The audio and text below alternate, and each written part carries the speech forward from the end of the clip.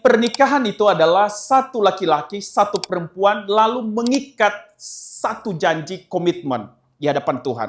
Nah, di dalam pernikahan inilah makanya disebut ini sebuah hubungan eksklusif antara seorang laki-laki dan seorang perempuan. Kenapa dia disebut hubungan eksklusif? Apakah ini berhubungan dengan masalah persetubuhan, masalah seks? Bukan.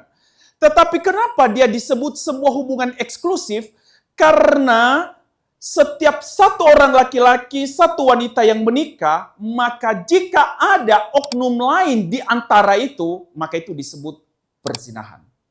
Tapi jika seandainya saya menikah, ini kasus yang kedua, saya menikah, saya punya istri, maka saya tidak pernah kencan dengan wanita lain. Saya tidak pernah memiliki hubungan yang lain. Tapi saya memikirkan dia dalam diri saya. Saya mau tanya, ini perzinahan atau bukan?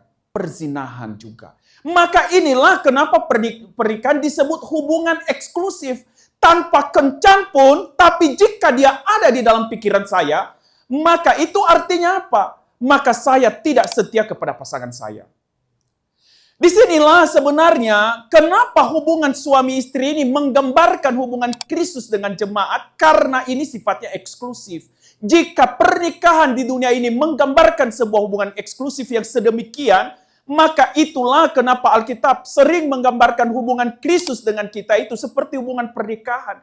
Jika engkau mengasihi Kristus, maka jika ada yang lain yang ada di antara engkau dan Kristus, maka itulah perzinahan. Maka ketika kita belajar solus Kristus ini, maka inilah bukan sebuah rumusan doktrin gereja. Tetapi Martin Luther mau membawa kekristenan kembali kepada inti ajaran Alkitab sesungguhnya. Maka jika banyak orang menganggap ini hanya sekedar rumusan teologi yang dikarang oleh bapak-bapak gereja, ini keliru. Tetapi ketika terjadi penyimpangan, Martin Luther kembali membawa orang-orang Kristen kembali kepada inti ajaran Alkitab.